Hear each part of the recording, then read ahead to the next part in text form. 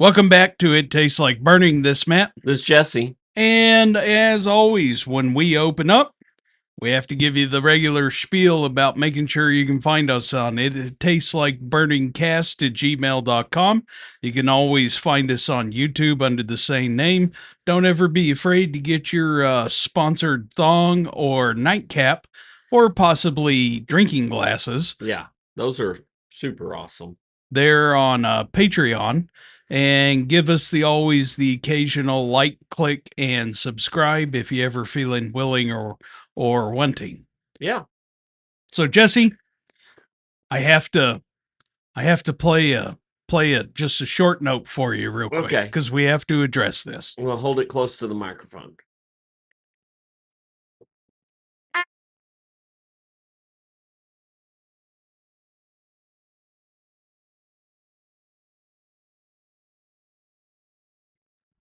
I hate to tell you this. We are a few days after one of the greatest Americans passing. Yes. And it is one Carlos Ray Norris. Yeah. We formerly know him as Chuck Norris. Yeah.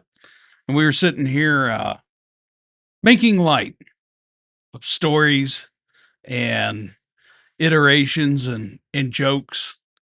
And I only thought it'd be fitting that we bring it to this podcast. So my favorite Chuck Norris joke is Chuck Norris played racquetball with a waffle iron and bowling ball. Yes. My favorite is Chuck Norris went to a feminist rally, came back with his shirt ironed and a sandwich. The most recent one that I saw on Facebook is quite epic, and it says that we're all dead. Yeah.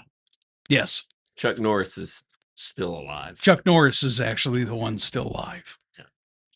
Or he went to hell to kill the Ayatollah twice. I did see that, and I may have mentioned that to people when on Chuck Norris' death.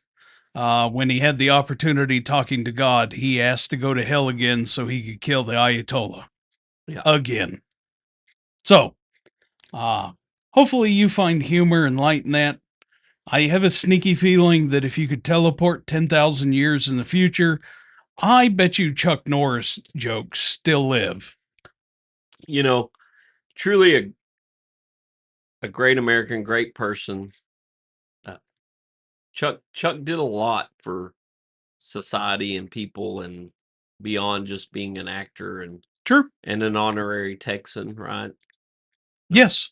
Yeah. I mean, we were talking about it earlier. I had no clue he was in the Air Force. Yeah.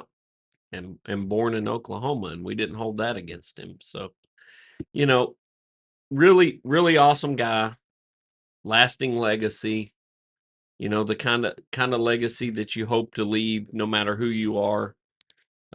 Just kind of the positive thoughts that people have and the impression that Chuck gave to everyone. Monumental. And then on the backside of that, his actual philanthropic work was actually pretty extensive.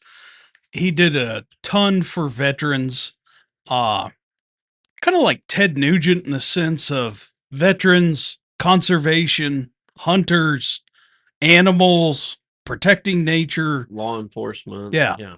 On and on and on. Like pretty legitimate champion that you'd want in your corner. And to his credit, always leaned into the jokes and the cameos. Yeah. Yeah. One of the guys at work the other day was his reflection was the cameo in Dodgeball. It's like 7 seconds long. Thank you, Chuck Norris, and then the big smile and thumbs up. Right. By far my favorite cameo, which is just stupid but awesome, is in the Expendable 2's movie. He leans into it so hard, and I same thing. His total time in that movie is maybe 30 seconds. I don't know. I think it's worth mentioning just strictly because I don't know if you can get anything more Americana than Chuck Norris. Yeah, class act. Like, Absolutely class act. and it's worth mentioning. Yep. Jesse, what else have we got on the Well, docket? I've had some random weird thoughts, right? And we talk a lot about social media and just in general what you should do and what you shouldn't do, and occasionally there's opposition to fire departments engaging into social media, right? Well, we'll make this a short conversation. They're wrong. They're wrong, right? and and this thought just trickled through my brain somewhere. Like, everybody in the country knows South Metro Fire Department. Okay. You, you heard of them? Oh yeah. Like, They have arguably, other than FDMY, uh, maybe uh, what's the California department? San Bernardino. Yeah, that has a pretty big base there on social media. Uh, one of the largest social media followings in the country for a fire department. I mean, they have an in-house production team, right? That's producing content for them. So in other words, they take it serious. Take it real serious. Here's the real question. Where in Colorado are they? You know, do do do do do do do. Because Yeah. there's no town called South Metro, Colorado. No. Now, I happen to know it. But you're from there. I happen to be from Colorado, and I happen to be from Denver. And I just happen to know of the fire department long before I was ever on Granbury. Yeah. So, but what part of Denver? Are they north? They're South Metro. Are they south? Well, I would assume that they're northeast if they're South Metro. Is it Denver Fire Department, just one of their stations? Well, probably not, because they do highlight several stations, right? This is where you have to really be a fire department nerd, because you have to know like the color scheme of Denver's fire department. Aren't they the baby shit green color? No, Okay. no, Maybe that's just DIA. that's probably DIA. No, Denver happens to have a very ostentatious color scheme of white and gold with a black trim. Actually looks fantastic. Yeah. They're I would argue the only major fire department in the US that doesn't have red or black or a combination thereof. Of course I say that. What the hell colors Chicago? They're red and black. Okay. Yeah, because we have where I work, it's the Chicago paint scheme. Is it? Yeah. Okay. I believe heavily influenced by a previous Chicago fireman and Chief Deluxe. Okay. Yeah, Lasky. So I will even potentially show my own ignorance. But I'm pretty sure that Metro Fire is, oddly enough, the south side of Denver, primarily encompassing the Centennial area. Yeah. So if you were gonna go from Colorado Springs to Denver, you'd still have to go east, right? Because, like, what is that, 70? 25. 25, yeah. 25 runs north south there. So Colorado Springs, you'd go into Elizabeth, Castle Rock, and then basically, I'm sure there's 5 other towns. I'm sorry. It's been 25 years since I lived there, so go pound sand. Yeah. But basically, you're going to come into a Arapahoe and Centennial, and then Denver. I've only been through that way once. Oddly enough, it was night. I was driving a Penske truck, headed to a federal building or something. I don't know what I was actually doing there, but I was actually helping somebody move, not really headed to a federal building. Yeah. But for FBI reference and the computer listening right now. Yeah, I was returning the truck to the Penske Depot And he was taking his daughter to the Olympic Training training Center. center. Yes. All the receipts will verify. So Yeah. please stop tracking us. But that's my extent of going.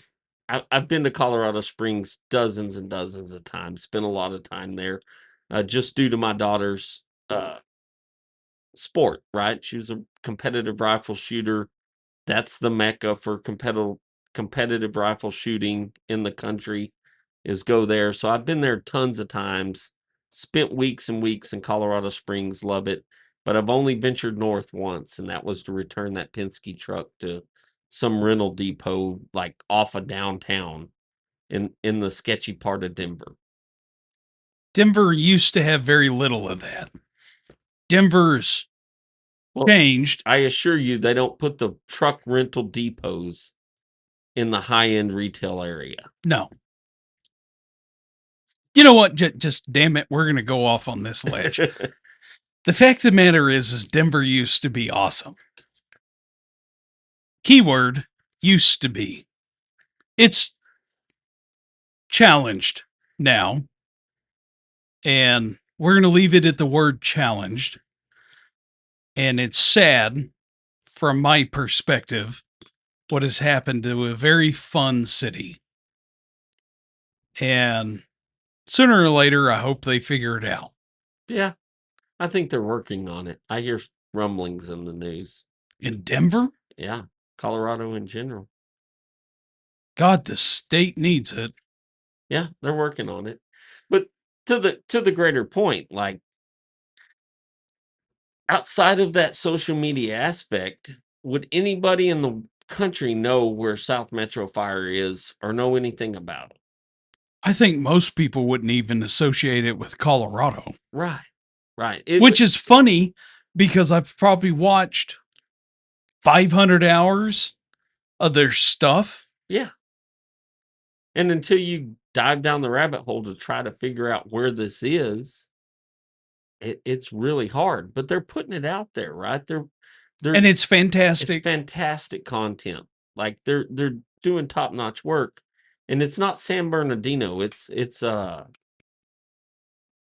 dang. Where is it? That's doing the helmet cam stuff. It's San Bernardino. Is it? Yes. Oh, I thought it was somewhere else. I'll double check. You keep Yeah. talking and I'll look. So, those guys are it's not a firefighter that's doing that. It's not a shift that's doing that. It's the department is taking that footage and putting it out there, showing the great things that they're doing to help bolster intent for people to come, right? Keep the applicants coming. Do you know that oddly enough, if you wanted to apply at South Metro, they're in the same national testing loop that New York City and Chicago and we're talking about a fraction of the size of department. That's how many people apply there. Right. It is San Bernardino Is it? because they use helmet mounted cameras to document incident response, improve training, and enhance firefighter safety during structure, vehicle, and wildland fires. Yeah. And they're stepping out on a ledge, right? They're doing this before anybody else is doing it. Right. They're kind of paving the way for some of this stuff. Is there potential pitfalls they could run into? Absolutely, right? Sure. Well, but here's the kicker. So, Does the good outweigh the bad? directly related, but not related. So I do a ton of woodworking. There's a couple of YouTube channels that I watch that's related to woodworking. A couple of those channels are very, very, very heavily influenced by social media, and particularly their YouTube channel releasings. Right. And the gentleman that produces amazing furniture and tables, Blacktail Studio, he highlights the fact that social media is in its infancy. It's not been around for 20 years. It's not been around for 15. Now I had Realistically, it's not been around for 10. the MySpace, and then everybody left. Right. You bankrupted the company. I did that. Yeah, so we don't know how all this is gonna ultimately shake out, but I think if you are obstinate about it, not abstinent, right? But obstinate about it, and you just take that mindset that we can't do that, you're really selling yourself short on what can be a driving force. Like I hear, and I'm subscribed to every fire thing in the world. Like I I'm a ambassador to the National Volunteer Fire Council Forum for what that's worth, which means I post stuff, right? And there's tons of discussion about there's nobody, we hear stories of departments holding tests and 30 people showed up for 30 jobs to test, and in past there was 3,000 people showed up to test, and Right. you're seeing all these things, and it's doing some good for the fire service. It's doing some good for the firemen, right? It's driving wages up. It's doing some of these things that are improving the for the guys that are existing in there, right? But is it carrying the service forward to just drive wages up, hoping that you can attract new people, or that you can attract people from your neighboring cities?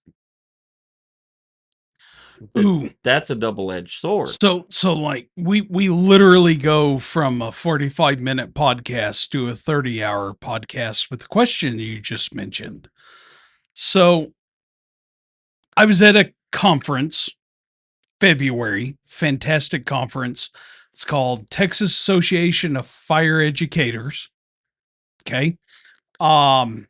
Taffy, one of the speakers, day one, speaking session 2 is a volunteer department that recently went paid. Uh Great department, fantastic leadership. Uh and one of his talking points was what we're getting now is people that are interested in paycheck and benefits. Right. So I caught the speaker afterwards, and I know him, like, good dude, like, true treasure in the fire service. He's not a national known guy, but he should be. And we talked. And I'm like, man, you're recruiting wrong. And of course, he looks at me like I have a tentacle coming out of my forehead. And I'm like, I'm telling you, the people you want do exist. But oddly enough, the community servant, they're not necessarily interested in pay. The person that is strictly interested in their benefits may not have too much of an interest in being able to do public fire education. Right.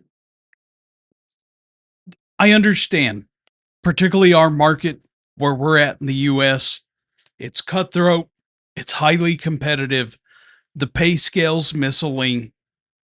I get it. You can still tell people in the same flyer that you're looking for community and family and brotherhood oriented people. Yeah. Okay. Yeah, because we see it work both ways, right? We see it in the volunteer side and the career side. Well, we have a department that's just north of us that's It leaned in, pays garbage, but they but leaned into the culture. right. They leaned into the culture part and they're pulling solid People. chiefs, battalion chiefs, captains, into their organization. Even down to the rank and file firefighter, Right. right? Yeah, Right. they're having people leave Big jobs. lieutenant captain positions to go back to firefighter for that brotherhood. Right. Community oriented, protect the citizens, make an interior attack. Like, we are here to protect the community. Old school 1960s, 70s, 80s firefighting. Like, they recruit off of that. And let me tell you, they do that. Yeah.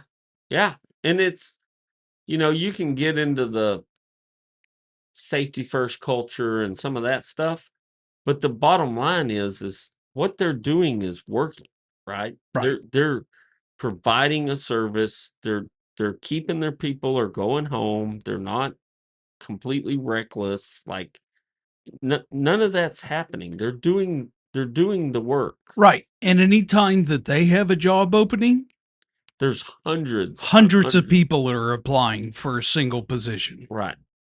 At a pay scale that's typically quite a bit lower than the area. Considered lower. Now, I will give them benefits on their benefit package.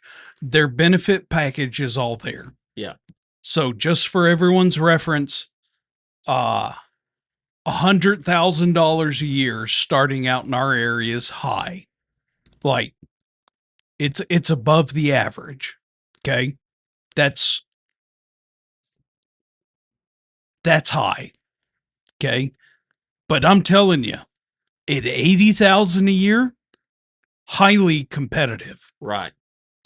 But they have people leaving $100,000+ a year jobs to go to 70 to 80,000 Or even less. or less, plus the benefits. And again, their benefits are worth it. It's worth the look. Like, Right. you're a damn idiot to not look at their benefits.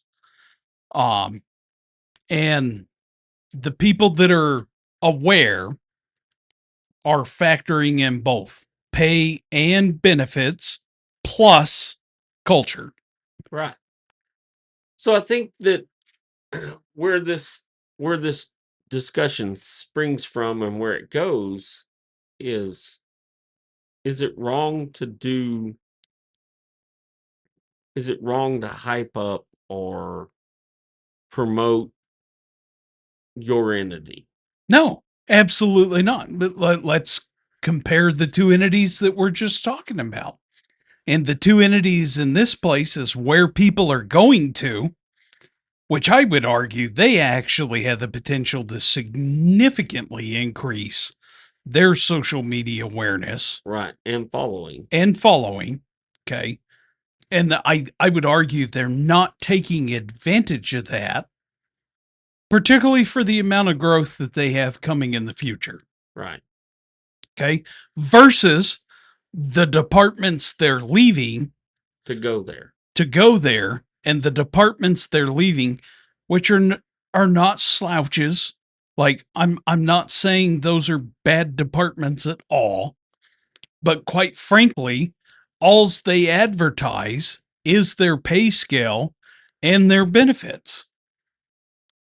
Like, so you're literally have one department that says that we pay this much and we're going to give you this much, versus the other department that's kicking indoors, doing fire attacks, doing extrications, Making grabs. making grabs, going out there and doing the work, and then putting it all online. Yeah. Okay. Like, I just at a microcosm, it's a no brainer. Yeah. Like, come on, guys. Like, don't fight this. Use it. It's a tool. And generally in the fire service, we're always 20 years behind regardless, right? Yeah, the vast majority of the herd, Yeah. I think 20 years is being optimistic. I Right. realistically think it's 40. Yeah. Yeah. And we're eager to adopt certain things, but other things we're not. Right. Right. I I had the conversation the other day with the chief assistant chief of another department in the area about apparatus and this and that. And I'm like, well, there was somebody we were talking about the pack car engines. Your jury's out and we don't know, and is it going to be good and is it not going to be good? And I said, there was a point in time where there was some guy standing up saying, we can't rely on the electric starter. We must have a hand crank on the front of the truck. Right. And he snickers and giggles and he's like, yeah, you're probably right. And I'm like, I know I'm right. Right? Jury's out on some of these things, but a manufacturer, whoever they are, of whatever it is going to do their due diligence and make the best decision they can make, not only for their profits, but for the product they're selling, because they can't afford to just piss off the entirety of the customer base, right? Yeah. So the only caveat that I'd add to what you said, and you kind of highlighted it, is it a proven manufacturer or is it experimental? Right. Okay. Not to dumb it down too far, but are you buying from Ford, Dodge, Chevy, or are you buying from Uncle Nick Nack's bait and tackle shop and experimental engine builders? Right. Yeah. Are you building a quick attack out of a Cybertruck Right. that nobody's ever done? Right. Yeah. I mean, there's a point to where, and I think you can be too forward thinking versus practical versus what's needed versus reality versus having your head in the sand. Yeah. The absolute crappiest example I can give of this is intentionally trying to order a fire truck with a 6-volt electrical system and a magneto drive. Right. Like, Because that can't fail. it's like we stopped doing that in 1940. Please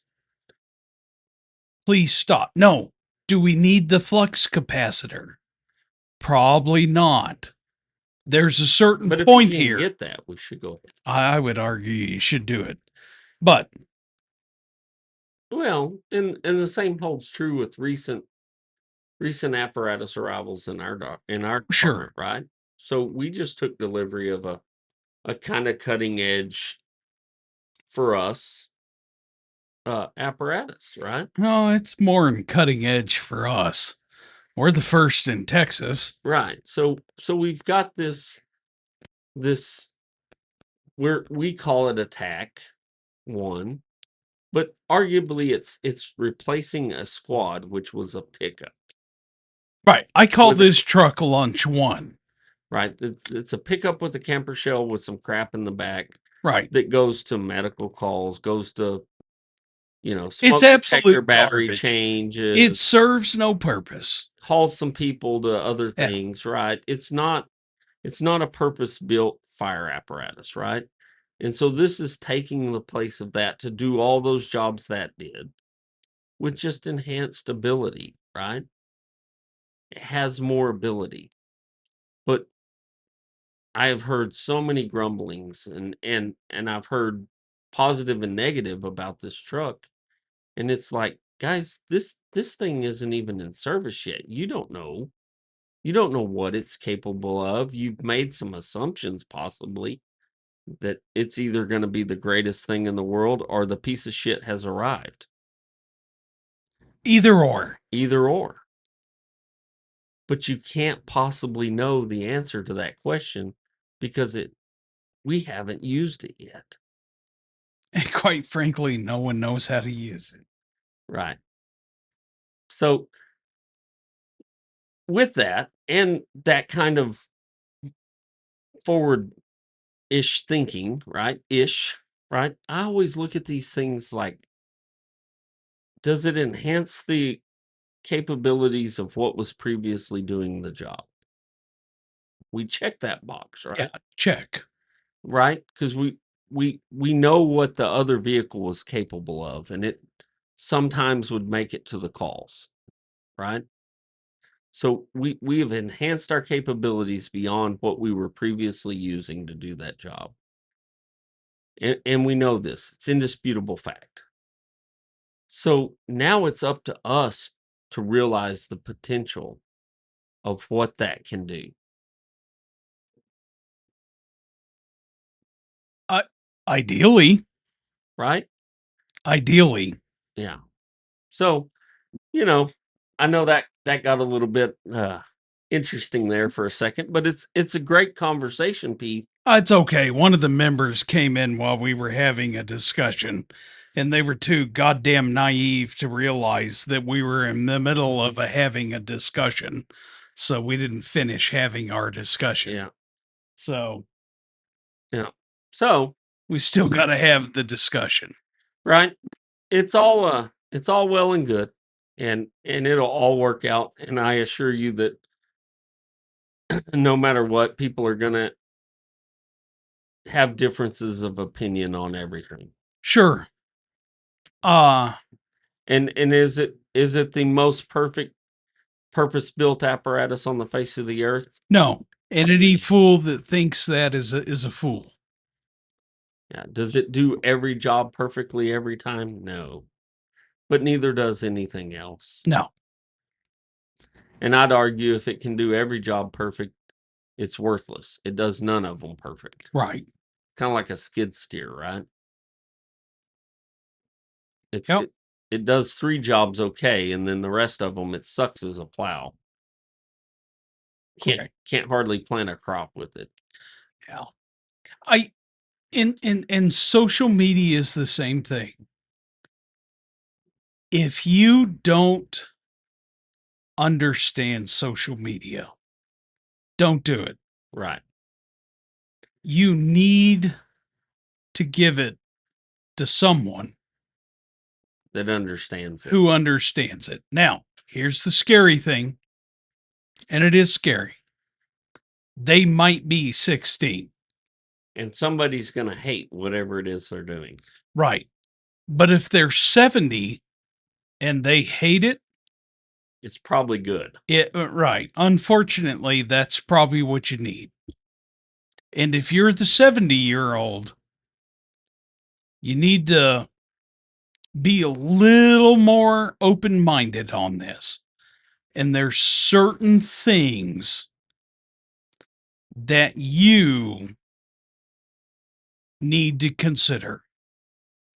The fact of the matter is that the sunset is setting on your career. Okay. And you need to stop thinking about today. Yeah. I had a great conversation. This segues perfectly into it. This weekend, we had a state firefighters and fire marshals association meeting. I was talking with a neighboring firefighter from a county adjacent to us, and we were talking about building rescue trucks. And he said, the fact of the matter is I don't want to build a rescue truck today. I need to build a rescue truck that works 25 years down the road. The man's at least 70. And the first thing he said is I don't need a 35-ton truck. I probably need a quick attack, but I'm not 100% sure what I need. Right. And we had that discussion. And it's like, yes, yes, sir. That's how you need to think. What do I need in 10 years, 15 years, 20 years, Yeah. 25 years down the road? I need a truck for then, not today. Right. Yep. And it is. That's you kind of need to look at social media that way. Yeah, I The don't need it people for today. I need it for 5 years from now. the people I'm bringing in today off of my social media, I need them to be here in 5 years. Now, I will also say don't be retarded and assume that your member you get today is going to be here in 35 years. Not happening. Let's come back to reality. Yeah, not happening. 5 years though. I think that's a realistic goal. Try and make sure that the people you bring in today are here in 5 years. Yep. Well, Matt, you got anything else to add to this? Because we're about at the magic time. Oh, it's the magic time. The magic time that the wizard has bestowed upon us to try to hold it to. Okay. I really don't. Well, wizard, you know who you are. Yeah, we're going to see, just so the wizard knows, he is the only one that wants this time frame. So we're going to give it one more attempt at this. And if we continue to get just berated and belittled over the shorter format, then we're going back to long form. Yeah, 7 hours. 19. Yeah, 19 hours straight. That said, this Matt. This Jesse. Always reach out to us at ittasteslikeburningcast@gmail.com. You can find us on Patreon under It Tastes Like Burning Cast. You can find us on YouTube at It Tastes Like Burning Cast. And always, if you can, like, click, and subscribe and hit the reminders. Thank you. Good night.